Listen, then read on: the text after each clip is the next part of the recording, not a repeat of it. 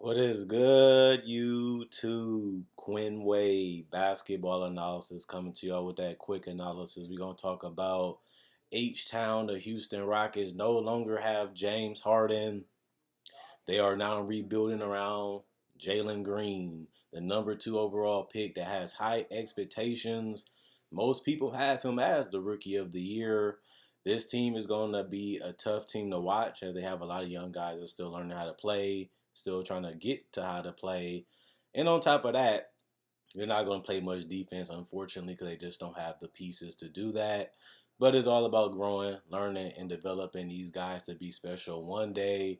And that's what makes you look forward to this Rockets team, just to see what they have, what they need to keep, and what they need to end as an organization and talent-wise. They have a lot of gambles that they have took on this roster, and just a lot of guys we just don't know if they even make it to the end of the season on this roster. Guys like Aaron Gordon making $18 million. It'll be difficult to trade him just because of his contract and the fact that he hasn't played that well the last couple seasons. And a lot of that has to do with his shooting and mobility has really declined, but also just too many nagging injuries that has continued to set him back and just made him overall worse. He is still 32 years old, so he's not super old. But when you look at all the wear and tear and the beat upness he's been going through, it's just tough to see him being worth $18 million on any roster. So I don't really see a legitimate trade for him unless they're just dumping him to a team that just want to take him in. But I don't even see that happening. But I also don't see Aaron Gordon being on this roster either, just because it just doesn't make sense for him to play on a team that's going in a totally different direction than what he needs to be going in. Daniel Howard Jr., I think he stays for this season just to give them some type of spacing. Hasn't been the greatest or the best shooter from three, but can knock him down and is a guy that doesn't need the ball to be effective and can hit him if he's open. So I think that they need him just for that. He can do other small things and do other little things that can help you win, but they're not going to be winning a lot of games this year. So his primary role is to be an off-ball scorer, which is spacing. When you look at a lot of other guys like Hurt, Lamb, Nix, and even guys like Garuba, Exum, and even Brooks and Bradley, a lot of these guys might not even be on the roster, honestly, or they aren't on the roster. They just mentioned because they haven't found another roster. Some of these other guys are just going to be interesting players like Garuba, just because he's coming over at 19, known as a defensive guy, not really known for his offense, but that's what this team needs. Somebody that's willing to sacrifice their body, do all the dirty work, and also defend the toughest perimeter and inside interior players. And Garuba has a name already for that overseas, but he has to do a lot more because he's going to get better talent and better players in America. So even him in this league is going to have a learning curve that he's going to have to adjust because of the rules and because of the athleticism and the talent, especially when it comes to shooting.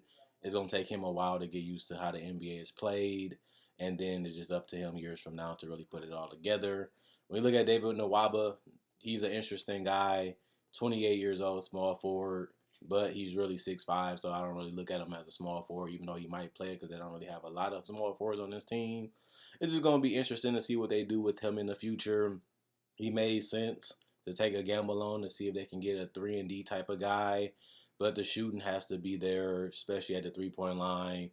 And if not, he's going to be a rotation player in his league for years to come. But I probably don't see him on this roster long term because they're loaded with guards right now, and they're so easy to find in the NBA, and he'll be replaceable at one point. We'll just see how long he hangs around. Kevin Porter Jr. is an interesting guy. Got a bad rap because of his personality and the way he handles things. But ultimately, we know he has talent, can really put the ball in the basket. Not the greatest scorer, doesn't have the greatest strength when he's looking for his shots or the highest IQ. But he's 21 years old and he just started getting some legitimate starter minutes. And he's going to have to take some time with experience and growth and some pain and failure to get where he needs to be. And that's a star in this league. I can see a world where he is a star. He's far away from it right now, but it's all based off potential. There's a lot of guys that show it, a lot of guys that have done it, but a lot of guys haven't put it all together. And we'll see if Kevin Porter Jr. can do that for the Rockets. He's interesting. He's fun. Not really a great playmaker to me either. but he has a chance to really grow into that role and see if he really fits in, if he can really be it. Only way you know if you put him in there full time, they're gonna give him an opportunity this year, and we see if it works out for him. Sangoon is another interesting guy. He's 19, has an NBA ready post game. Still needs to work on his defense. Still needs to work on his rebounding. I think at the NBA level, and still gonna have to work on his patience. He is a guy that likes to work for a lot of baskets. But the NBA is a lot more faster and a lot more lankier. So it's going to be a lot more difficult to get his shots off clean, especially in the post when you're not really bursting or exploding when you're trying to get your shots off.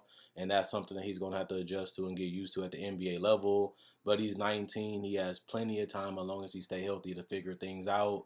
He is a guy that is more of an NBA ready skill set type player when it comes to what he can bring to the table. We'll just see how he's used and what he can really be 2 to 3 years from now, but he is a solid player already. Jayshawn Tate really gave them some minutes that they didn't see coming. As when he was drafted, he was known as a guy that can be a solid player. Ended up being a starter for this team. I don't see that really being realistic in the future, as he's way too small to be a small forward, and he's not, meaning that you don't really want him alongside Jalen Green and Porter, because they're going to need space to operate in the pick and roll while also needing space to score in isolation. And if you can't shoot or really be a threat, they're just going to sag off you, double team, and trap them. And that's just going to make things ugly and difficult for them. That's why they're going to need somebody that can really play defense and shoot threes if they're going to be dangerous. Daniel Tyce is another guy that's interesting. He's a big body that can give them spacing at that center position / power forward position. And he can also play a little hard ball. Not the greatest defender, but is respectable and solid. Also is a guy that can hit some mid-range and some push shots. Just give them a little bit of versatility, and another guy that's going to come in and do what you need him to do and not really whine and complain. And he'll be solid in that role. And I think that that's something that they need, especially with a lot of these guys either being injured. You need somebody that can come in and give you 20 solid minutes at the power forward / center position. He can do that. Kyrie Thomas, I don't really see him having a significant role. He's just too raw. Has a lot more things he has to figure out on the offensive end, and really has to see what he's going to become and what he's going to do. John Wall, we already know he's not going to play and he's not going to have an impact on this roster just because they already admitted it. We just don't know what he's going to get traded for, if he's going to get bought out. We're going to wait on that decision, but he's still on the roster, so I have to mention him. DJ Wilson is another guy that has been an interesting guy in the league, but ultimately hasn't been able to find a home or a team that really wants to keep him. He's been fighting to stay in the league and fighting to get minutes. He has been a stretch four at best in his career. Legitimate mobility and size, has potential to hit mid-range and threes. Just hasn't been able to put it together consistently at this point in his career. But once he does, he can be a rotation player for the rest of his career. I can see that happening. And then when you look at the last two players, outside of DJ Augustine, who is a muscle Russell guy. He's going to attack the paint. He's going to play in the pick and roll. He's going to look for spots where to hit his mid-range, look for spots to get to the basket, and just set up teammates. Just a guy that's going to understand the game, teach the game, show the game, and play it the right way, and give the coach all he has for him while he's still on his roster. Will he still be on his roster long term? That's a no. But is he on the roster for now? They still need somebody to produce. They still need somebody to roll in the floor. And they still need to show these guys some things that they don't have in a bag just yet that can help them become better players in the future. Plus, they still do need a backup point guard that can legitimately play NBA minutes. And DJ Augustine, we know for sure, can do that still to this day. So he'll be fine, especially if John Wall is not going to play at all for this team. It makes sense to keep him for now.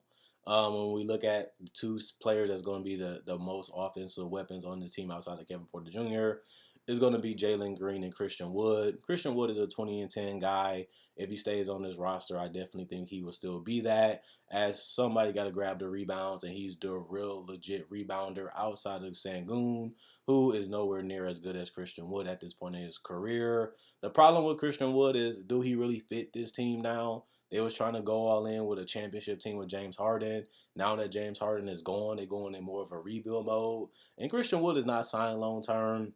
Just 2 years left, including this season. So it's really going to be aspiring next year. I don't see him as a part of this team long term just because of that. He is a guy that wanted to prove himself. He is a guy that wanted to show that he can be a starter. He showed that in Detroit, proved that pretty much last year. It's just this team is going into a whole different atmosphere and direction than what he's going to need. And I don't really see him staying on this team as a big piece of this team. Even if he fulfills his contract, I don't see them keeping him more than his contract just because they're going to be so young that he's not going to be winning enough games to even stay on his roster long term. So it makes sense for him and for the team. And then Jalen Green, he's going to produce. This guy is hungry. This guy really wants to prove it to himself and to these people that he's the best player in the draft. We will have to see if that's true. He showed out in Summer League, showed out in the G League, has always grown and improved. Even if you look at G League to Summer League, he looked at it a whole lot more confident. His jump shot looked at a lot more wet. And he also was just aggressive. He got to the baskets. He was able to pick his spots, when to also pull up and when to drive. And he had a little bit more in his bag than he usually does. That's going to be important to him. The more ways you can score, the more ways you can put the ball in the basket, the harder and tougher and more unpredictable you are when it comes to scoring and trying to defend. And if you can't defend him and you don't know what he's going to do, that's going to be one of the toughest players to stop in the future once he continues to work on his strength and his conditioning and his IQ, learning how to get to spots, learning how to use his teammates to get to spots, and then getting to his spots and knocking down the shots consistently. He already showed that he's above a lot of other players in doing that. Now he just has to prove it at the NBA level against the best players, against the best coaches, and the best teams. And that's what he's going to be doing as a rookie and for the rest of his career. I really have no huge questions for Jalen Green as a player, as he has really shown that he is going to be a great scorer, especially if he can stay healthy. Will he be able to be a great defender? I don't see that as a rookie, but with his competitiveness and his hunger, he can eventually be a solid two-way player if he allows that to develop. He shows signs that he cares. He's going to care more when people are torching him in the NBA, and that's just really how it be. When we get to the NBA level, people come at you, especially when you're small, and we even seen that in Summer League.